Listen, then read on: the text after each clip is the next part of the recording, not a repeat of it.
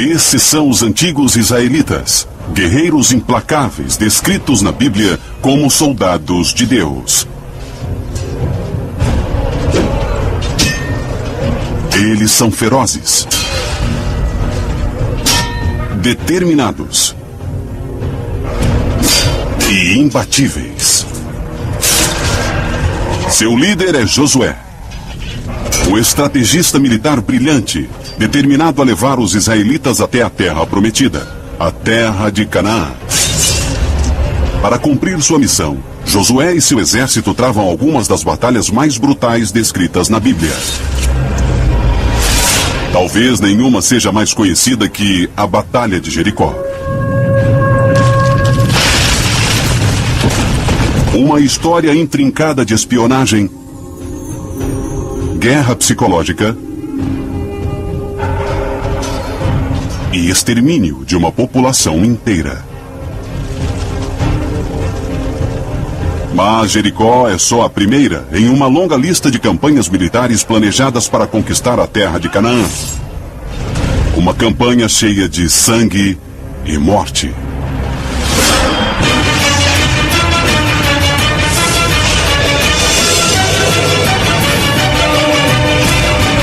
Batalhas antes de Cristo. Josué, a matança épica. O poder militar de Josué é primeiro descrito na Bíblia durante a grande campanha do Êxodo na saída do Egito no século 14 a.C. Logo depois dos israelitas terem atravessado o Mar Vermelho, eles são encurralados por um grupo cananeu chamado de Amalequitas. O líder israelita na época era Moisés. Ele escolhe seu guerreiro mais feroz, o jovem Josué, para ser seu comandante. Josué luta brilhantemente e lidera os israelitas para a vitória. Mas tanto ele quanto Moisés percebem que os israelitas precisam ser uma força de combate mais eficiente se quiserem invadir e conquistar Canaã e suas dezenas de cidades-estado fortificadas.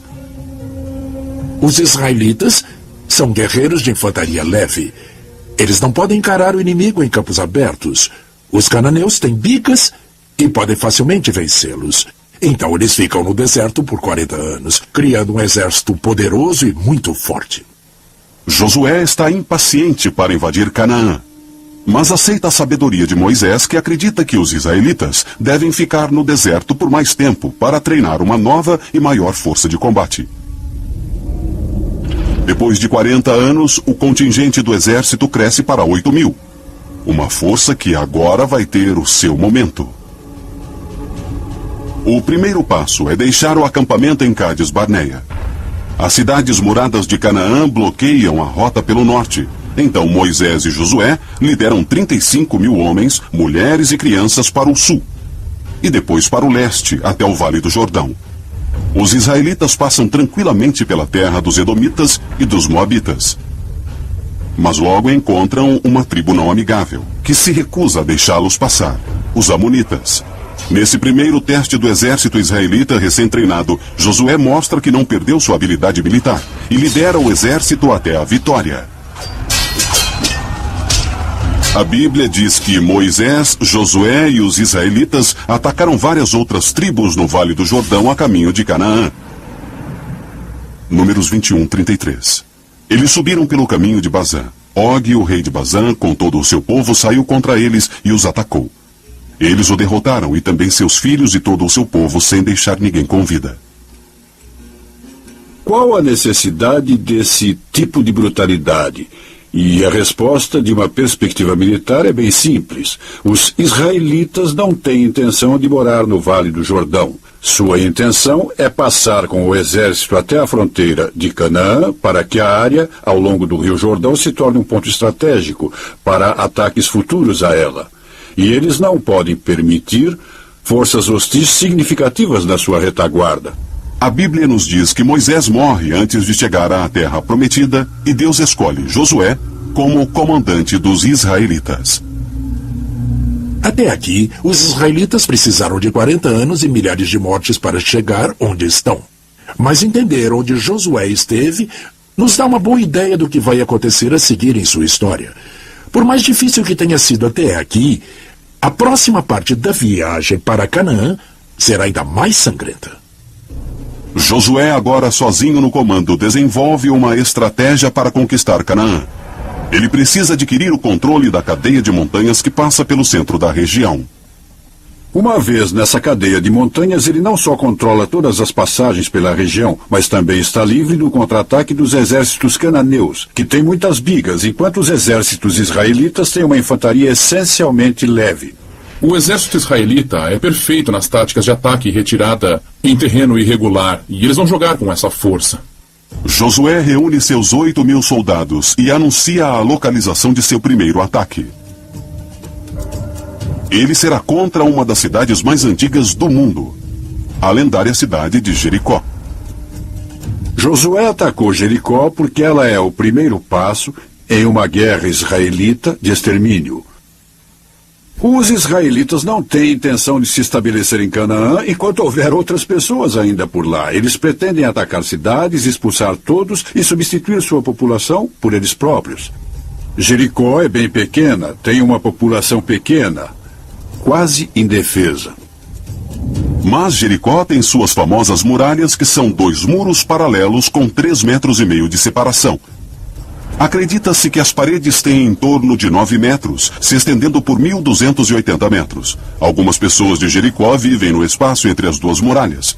Entender o desenho de Jericó é crucial para o sucesso da tomada da cidade. Ele não entra apenas com seu exército. Como qualquer bom comandante, ele faz um reconhecimento do alvo. Ele envia 2 espiões para a cidade de Jericó para checar suas defesas e ver o que mais acontece.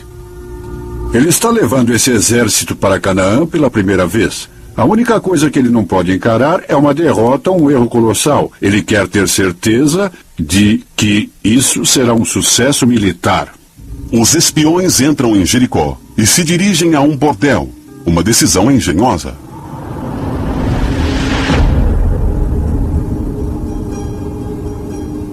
A escolha de uma pensão ou uma casa de prostituição é absolutamente brilhante. É uma cidade pequena, os estranhos são imediatamente reconhecidos. O único lugar onde eles poderiam estar sem se esconderem seria numa casa de prostituição. Também é onde se fala muito, e muita fofoca pode ser ouvida sobre as disposições de tropas, as formas de combate e etc. Eles encontram uma prostituta que concorda em ajudar. Seu nome é Raabe. Raabe conta aos espiões israelitas sobre a situação de Jericó. E o que fica bem claro é que eles têm um moral muito baixo. As histórias das grandes matanças durante a campanha jordaniana chegaram aos seus ouvidos. Então eles estão morrendo de medo de serem atacados. A Bíblia diz que Raabe mora entre as 2 muralhas paralelas. Isso é importante porque, como veremos, há alguns que acreditam que a localização do apartamento de Raabe é a chave para o desenrolar da Batalha de Jericó. Agora anoiteceu e os espiões israelitas estão prontos para sair de Jericó e levar o relatório de inteligência a Josué. Mas seu disfarce é descoberto. O serviço de inteligência do rei de Jericó descobre que espiões israelitas estão na cidade e os rastreia até o apartamento de Raabe. Eles exigem que ela entregue os 2 espiões israelitas. De acordo com a Bíblia, Raabe acoberta os israelitas. De fato, esses homens vieram aqui, mas eu não sabia de onde eram. À noite, ao fecharem a porta da cidade, eles foram embora, não sei para onde. Vão atrás deles. Certamente os alcançarão. Parece que eles ficam satisfeitos com essa explicação. Imagine-se que eles fariam uma busca, mas dada a profissão de Raabe, ela devia ser bastante persuasiva. Então, onde estariam os espiões? A Bíblia diz que ela os escondeu no telhado. Cobertos pela noite, os espiões escapam da cidade e voltam para Josué. Mas antes de irem, eles dizem a Raabe: por ter nos ajudado, quando houver o ataque à cidade, queremos que você e sua família sejam poupados. E para sabermos que essa é a sua casa, Pegue um cordão vermelho, amarre na janela e nenhum mal acontecerá a você ou à sua família. Raabe amarra o cordão vermelho na janela e os espiões descem por uma corda para fora da muralha. Os homens relatam a Josué informações importantes. A pequena população de Jericó está aterrorizada e, portanto, vulnerável.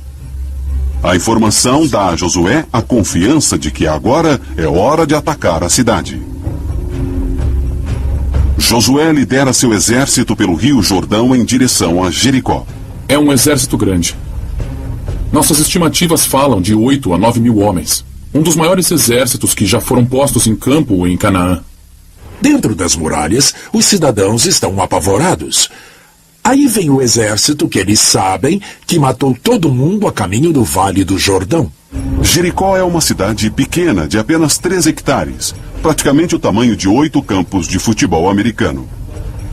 Para estimar a população da antiga Jericó, baseado em referências, os historiadores falam em 830 habitantes por hectare urbanizado. Isso vezes uns 8,5 hectares e você chega a uma população de aproximadamente 2.500 mais ou menos. Uns 20% disso pode ter se reunido para defender a cidade. As muralhas têm 1,5 km de circunferência. Então você tem um exército lá fora de 8 a 9 mil homens, cercando uma cidade que não chega a ter 500 soldados dentro das muralhas. É quase 1 para cada 3 metros. O exército israelita pode cercar Jericó com 1 homem a cada metro por 6 vezes. Mas esse imenso exército não ataca.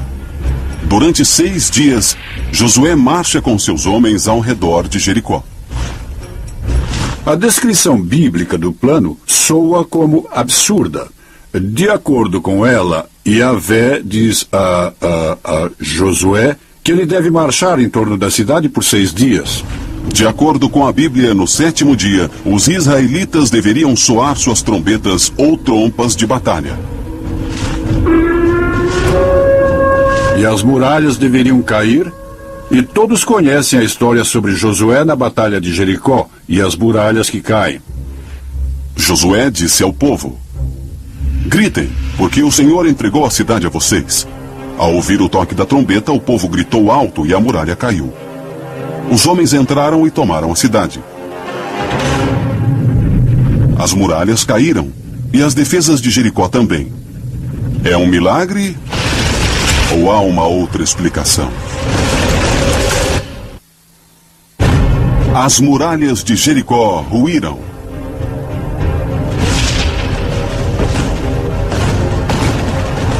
Josué e os israelitas têm sua primeira vitória em Canaã. Mas deve haver uma explicação militar mais pragmática, e eu acho que a Bíblia revela, se você souber onde procurar. O segredo é Raabe, a prostituta. Lembra como os espiões israelitas saem da casa de Raabe? Raabe permite que eles desçam numa corda que ela tem. Eles também pediram que ela amarrasse um cordão vermelho na sua janela. O motivo seria para que o exército israelita reconhecesse que aquela era sua casa e que nenhum mal lhe acontecesse. Mas depois de estarem dentro das muralhas da cidade, os soldados israelitas não poderiam ver o sinal, somente por fora. Agora você pergunta, o que significa um cordão vermelho pendurado em uma janela 2 ou 3 andares acima? Acho que essa é a resposta sobre como as paredes caíram. O cordão vermelho pode ser um sinal, mas se o apartamento for visto de uma perspectiva militar, uma motivação completamente diferente fica clara. E se o cordão vermelho não estivesse lá para dizer, ei, não nos ataquem? E se fosse um convite para subirem? Quem disse que Raabe não pôs a mesma corda para fora da janela que os espiões usaram para descer, para que agora os soldados israelitas subissem por ela? O exército israelita cria o disfarce perfeito, com esses soldados marchando ao redor da cidade, soprando ruidosamente suas trombetas de batalha. Enquanto houvesse o barulho, ficava fácil que 8, 10, 12 homens por vez subissem pela corda, até o apartamento indicado pelo cordão vermelho e se escondessem dentro dele ou no teto. Durante 6 dias, 10 homens de cada vez, seriam uns 50 ou 60 homens, agora dentro da muralha. No 7º dia, o exército ainda marcha em torno da cidade. Josué dá o comando e, mais uma vez, os israelitas sopram suas trombetas. Apenas uma última vez. Que barulho era esse? Provavelmente um sinal para os homens das operações especiais, e o que eles devem ter feito foi sair rapidamente. E atacaram o seu alvo por dentro, abriram o portão e as muralhas caíram. Por ter mais homens do lado de fora em relação aos cidadãos de dentro, eles poderiam facilmente derrubar uma parte da muralha. Isso pode ter facilitado que soldados israelitas subissem no topo e as muralhas, metaforicamente falando, começassem a ruir. Com a cidade nas mãos de Josué, o que ele fez a seguir realmente horroriza pessoas que leem a Bíblia. Ele executou toda a cidade à espada.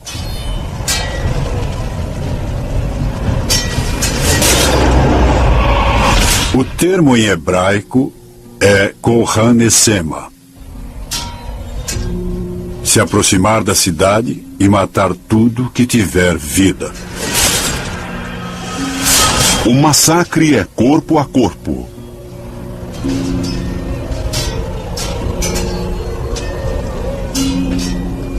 É uma guerra de extermínio. Josué envia um recado a outros reis de Canaã. Esse é seu destino se não forem embora.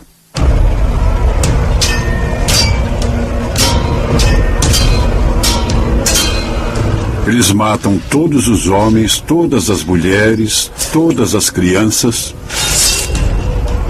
todos os bodes, todas as ovelhas, todos os jumentos, literalmente tudo que tiver vida, e depois queimam a cidade. É um destino terrível, terrível, que ele impõe ao pobre povo de Jericó.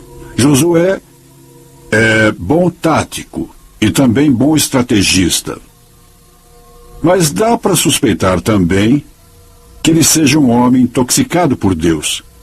Ele está disposto a impor esse horror a uma população completamente inocente para alcançar objetivos não só militares, mas talvez para alcançar a promessa de Yahvé, de que você deve ir à terra de Canaã e tomar as cidades que eu deixei a vocês como herança. E o preço da herança, em termos humanos, é muito alto. Mas o derramamento de sangue só começou. Josué destruiu Jericó principalmente por motivos psicológicos. Seu próximo alvo será estratégico. A cidade de Betel, 16 quilômetros ao norte da moderna Jerusalém, controla uma importante passagem para dentro das montanhas. Daqui, Josué pode começar a controlar a área central da montanha de Canaã. Betel representa um dos poucos lugares na montanha onde uma força invasora pode se consolidar. Então eles precisam dessa passagem para que Josué possa pôr o resto de sua estratégia em andamento, podendo se mover pelas próprias montanhas em ambas as direções e neutralizar todas as cidades cananeias. Antes dos 8.000 homens de Josué seguirem adiante, ele envia uma pequena força de reconhecimento a Betel. No caminho, eles passam pelas ruínas de uma cidade chamada Ai. Ai foi uma cidade altamente fortificada uns 1000 anos antes. Mas durante o período de Josué, ela estava em ruínas. A ruína tem um importante papel na próxima fase da conquista de Josué. A equipe de reconhecimento de Josué afirma que Betel e Ai serão facilmente vencidas. Eles aconselham que ele não envie todo o exército lá em cima na ruína, porque não há necessidade. Confiando na informação, Josué envia apenas um pequeno grupo de aproximadamente 600 homens até Ai. Ele não faz ideia de que o exército de Betel está escondido nas ruínas. Em Ai, Josué comete um dos seus poucos erros. A função do pelotão de reconhecimento é relatar a situação no local e não dar sugestões operacionais. Enquanto o resto do pelotão fica de fora, uma pequena equipe de reconhecimento entra nas ruínas.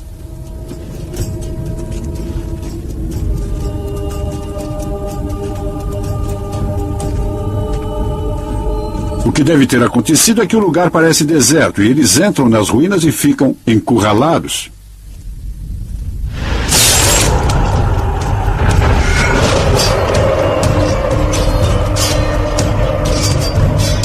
A maior parte da equipe de reconhecimento é morta. O resto do pelotão israelita fora das ruínas entra em pânico e parte em retirada. A armadilha em Ai se torna a primeira derrota de Josué. A vitória de Josué em Jericó é neutralizada em Ai, onde os israelitas sofrem sua primeira derrota desde que invadiram Canaã.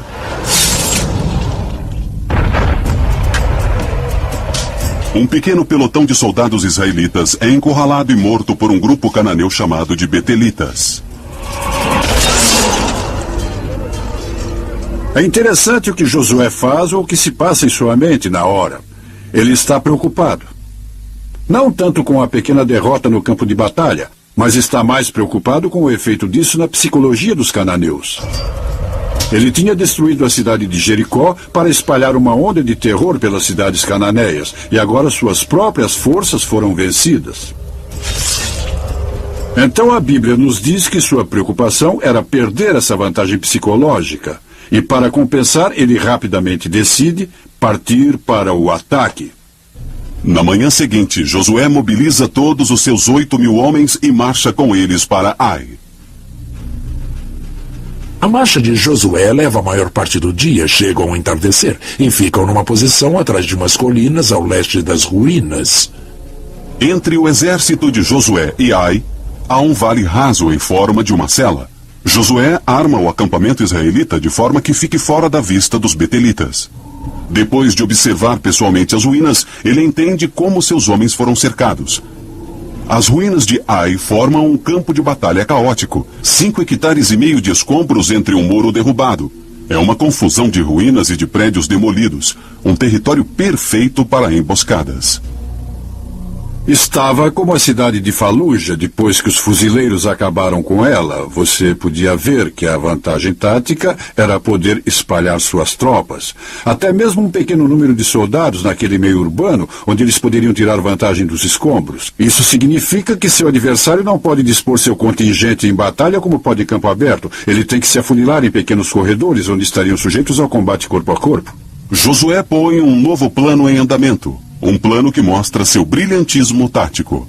Será uma farsa que levará os betelitas a cometerem um disparate militar. Ele imediatamente analisa a situação e entende que o exército que está em Ai é provavelmente a maior parte do exército de Betel, mas não todo ele. Então, se decidir atacar aquela ruína, ele vai deixar seu flanco ou sua retaguarda aberta para uma possível coluna se movendo de Betel pela estrada. Ao invés de atacar os betelitas nas ruínas, Josué posiciona alguns de seus homens na planície diante das ruínas, desafiando os betelitas a lutar em campo aberto. Mas ele só alinha uns 1.000 homens seus. O comandante betelita provavelmente pensou: a ameaça israelita foi destruída com o cerco a Jericó. É só isso que eles têm? Nós podemos enfrentá-los. Mas o que o comandante betelita não sabe é que Josué deixou vários milhares de soldados fora de vista atrás das colinas. Ele também reuniu uma outra força de operações especiais de alguns milhares do outro lado de Betel. Convencidos de que seu exército de 2.500 homens pode facilmente derrotar essa pequena força israelita que está diante deles, os betelitas tiram a maior parte de seus guerreiros das ruínas e os levam para a planície. Abrindo mão da vantagem tática da defesa nas ruínas, onde eles teriam a oportunidade de emboscar e fazer um combate corpo a corpo. Os dois exércitos combatem em campo aberto.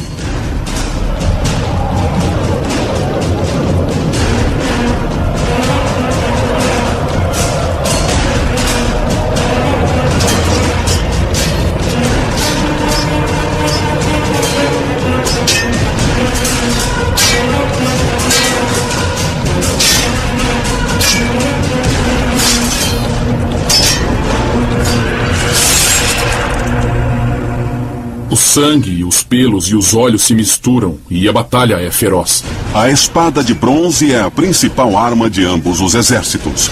Sua lâmina, de 30 centímetros, e o punhal são forjados a partir de uma única peça sólida de bronze para ter força extra. Ambos também carregam lanças de madeira de 1,80 m de comprimento. Essas armas de ataque são arrematadas com bronze afiado na ponta. Os israelitas também usam atiradeiras que transformam pequenas pedras em projéteis fatais que matam como balas. Rapidamente, o campo de batalha em Ai vira uma zona de morte. Os israelitas ainda no campo de batalha estão exaustos e batem em retirada. Nesse ponto, os betelitas, claro, começam a correr e a persegui-los, mas o fato realmente interessante é que as unidades reserva que os betelitas deixaram para trás, em Ai, também abandonam as ruínas e começam a se unir na perseguição, imaginando alcançar os israelitas, fazer grande matança e acabar com essa ameaça de invasão israelita de uma vez por todas. Quando Josué chega ao topo da montanha, ele para, vira e faz uma espada brilhar ao sol, dando um sinal aos 1000 israelitas escondidos a oeste da ruína. Assim que estendeu a mão, os da emboscada partiram correndo de seus postos. Josué sinaliza aos seus homens. Eles saem de seus postos e queimam completamente o acampamento betelita em Ai.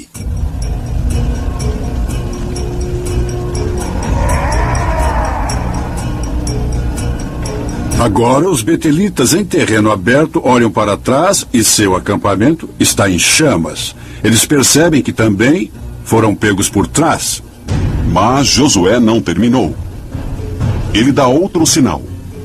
Dessa vez para o grupo principal de seu exército, por volta de 5.000 soldados.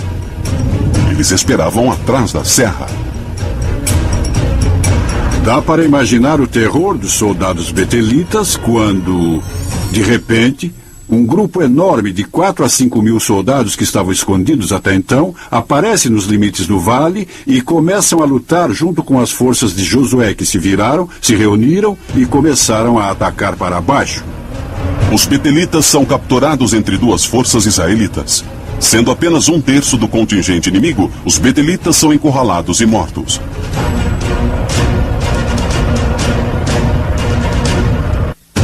Na batalha de Ai, o comandante militar israelita Josué usa táticas de batalha superiores para vencer o grupo cananeu chamado de betelitas. O que Josué faz em Ai é blefar. Ele não mostra tudo o que tem e obriga o seu oponente a apostar tudo. E então faz uso de seu poder. Vamos ver na vida de Josué essas indicações de um tático brilhante, de um indivíduo, um estrategista, um homem que tem um pulso firme na realidade militar. Os israelitas são guerreiros experientes que têm os números, e Josué, um comandante brilhante, a seu favor. O resultado é uma matança total. Os betelitas são rapidamente cercados e são massacrados.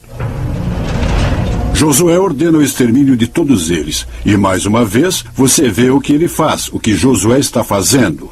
Sabe, é uma história muito cruel.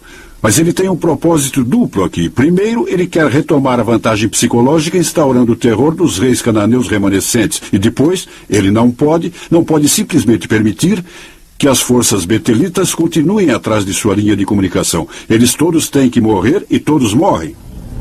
E isso inclui o rei betelita, que é capturado vivo. Josué ordena que seus homens levem o rei aos portões de Betel, onde ele é enforcado. Ele enforca o rei em uma árvore e o deixa lá até a noite. Com a execução pública do rei betelita e seu exército destruído, a cidade estratégica de Betel se rende. O brilhantismo tático de Josué fica claro na batalha de Ai. Se ele tivesse apresentado seu exército inteiro diante da cidade, os betelitas nunca sairiam e o enfrentariam em campo aberto. Eles teriam visto claramente que eram minoria e que seriam destroçados na cidade. E ele seria enredado em uma longa batalha lenta e desgastante. E isso era algo que Josué não poderia arriscar. Ele não poderia arriscar perder tempo e nem homens. Josué agora ganhou iniciativa estratégica e iniciativa tática. Ele destruiu Jericó, liderou com sucesso seu exército até que tomasse a abertura para a cadeia de montanhas que atravessa Israel longitudinalmente, e ele também retomou a vantagem psicológica mais uma vez. Ele pôs medo nos corações dos reis cananeus, cujos reinos se localizam na cadeia de montanhas, principal alvo estratégico das operações militares de Josué.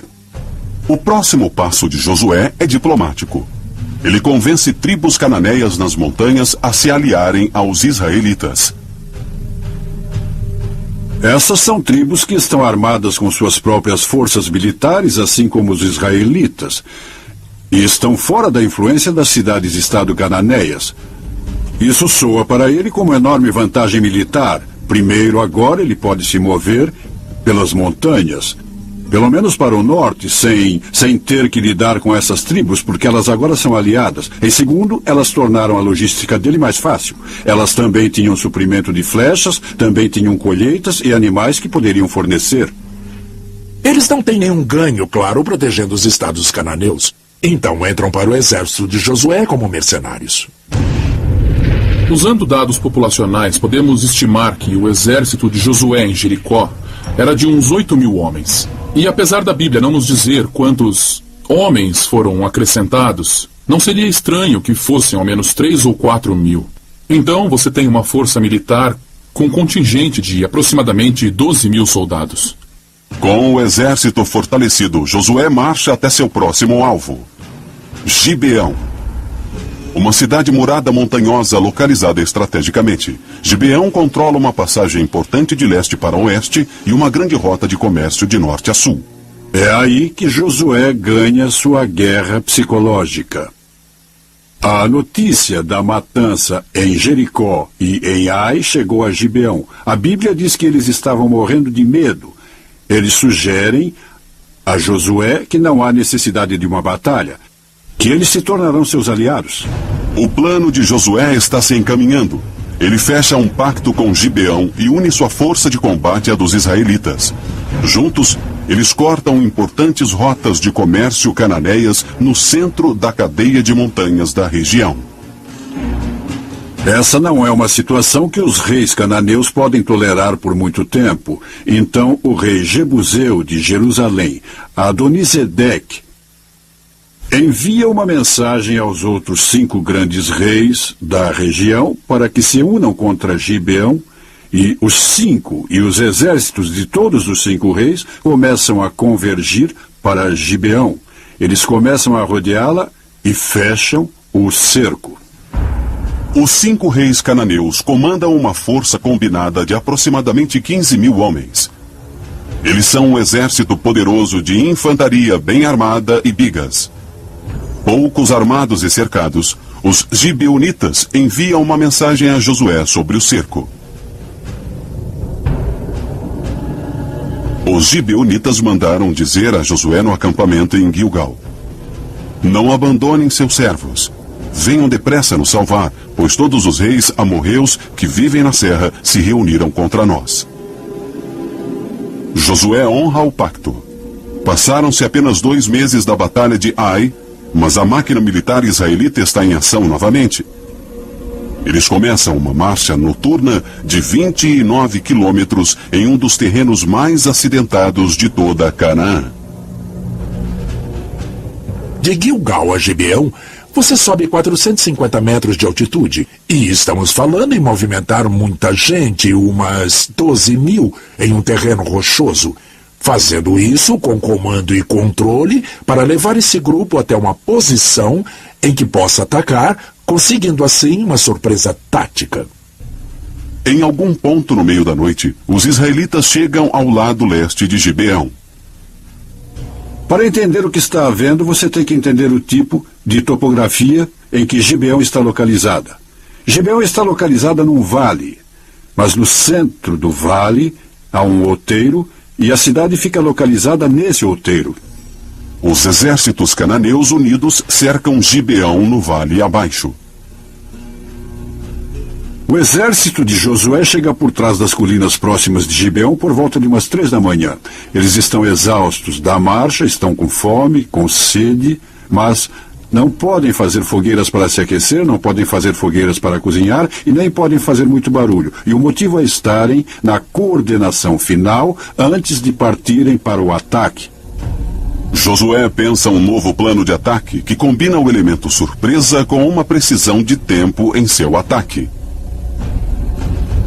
Qualquer barulho, qualquer erro, qualquer movimento estranho e certamente qualquer fogo poderia denunciar sua posição e boicotar totalmente a surpresa que Josué se esforçou tanto para conseguir.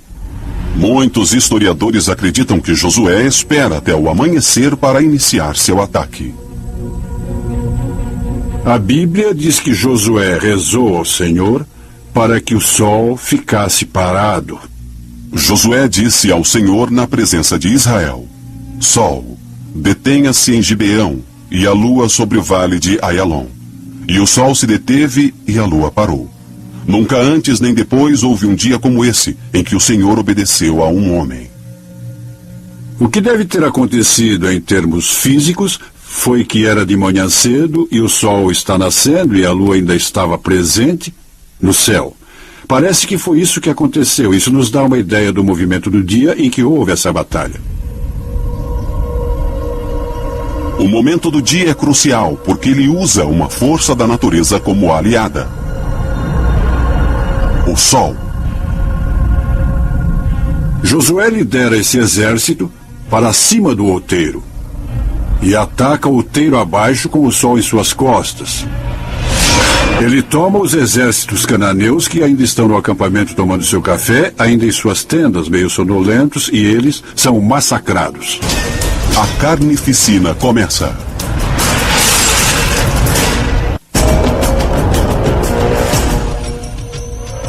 Amanhecer.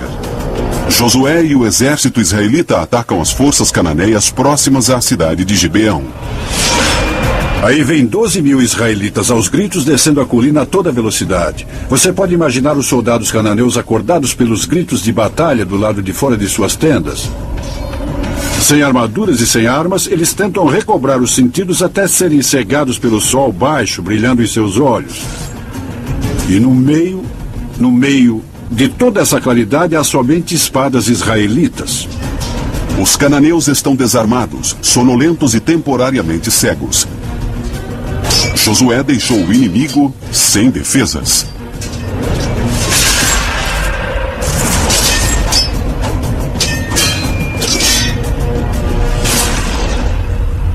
Vemos de novo seu conhecimento do terreno e sua tática. As montanhas rodeiam toda Gibeão. Josué poderia ter colocado seu exército em qualquer lugar, mas colocou-o numa posição em que, quando o sol nascesse de manhã, ele pudesse estar nas suas costas. E ele atacou um inimigo que ainda não comeu e nem acordou totalmente, tirando vantagem do terreno, da geografia e até do movimento do sol, transformando tudo em vantagem para seu objetivo tático.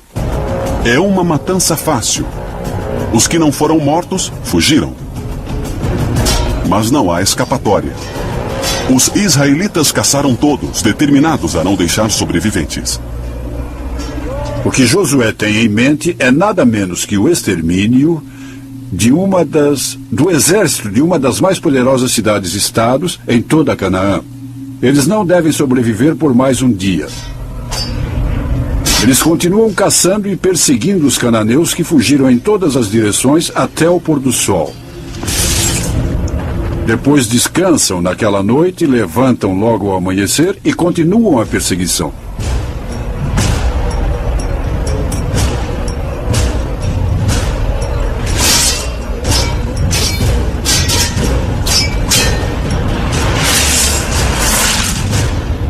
Estamos falando de uma infantaria que se moveu por 48 quilômetros em 48 horas, 2/3 desse tempo envolvidos em combate. É um grande feito militar para qualquer força militar, até mesmo uma moderna. Mas ver isso executado nos tempos da Bíblia dá mesmo a sensação de como Josué era um comandante militarmente sofisticado. É simples, basta ver que ele lutou uma das maiores e mais estudadas batalhas da história do mundo. É uma vitória estratégica crucial para os israelitas e um momento decisivo na invasão de Josué a Canaã. Nesse momento, Josué já tinha alcançado muitos dos seus objetivos estratégicos. Ele está no controle da maior parte da cadeia de montanhas. Ele também já fez acordos ou destruiu a maior parte das cidades-estado cananeias. Então, Josué foi bem-sucedido em grande parte. De acordo com a Bíblia, Josué continua vencendo dezenas de reinos cananeus, mas não consegue capturar toda a terra prometida. No fim das contas, sabemos que Josué simplesmente não consegue reunir todas as forças que poderiam trazer a conquista completa de Canaã e sua colonização pelos israelitas. O resultado é que, como a Bíblia conta essa história, Josué nunca conseguiu fazer isso e assim morreu na amargura. No final de sua vida, Josué se aposenta do combate e cai no anonimato. Ele foi enterrado sozinho num lugar que, traduzido do hebraico, significa Montanha da Ira, e diz a Bíblia que ninguém foi ao seu funeral. Esse é um final inesperado para um dos maiores comandantes da história. Mais de 300 anos depois, a conquista sangrenta da terra prometida por Josué, e particularmente a Batalha de Jericó, continuou sendo uma das histórias mais populares da Bíblia.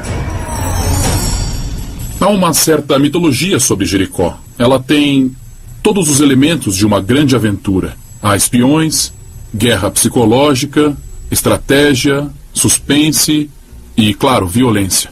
E isso fica mesmo em você. A história de Jericó ficou marcada na consciência humana. Quando você pensa na matança de uma população civil, supostamente com a bênção de Deus, algumas questões são levantadas sobre o que isso demonstra a respeito da Bíblia. As estratégias militares de Josué, de cerco e guerra psicológica, ecoaram através da história. Em abril de 1975, o exército comunista do Vietnã do Norte, sob comando do famoso general Nguyen Giap, chega de todos os lados até a capital sul-vietnamita, Saigon. E antes das Forças Armadas, houve uma onda de rumores que meio que enfraqueceram a vontade de lutar do povo de Saigon. Como Josué, Giap cerca Saigon com suas tropas.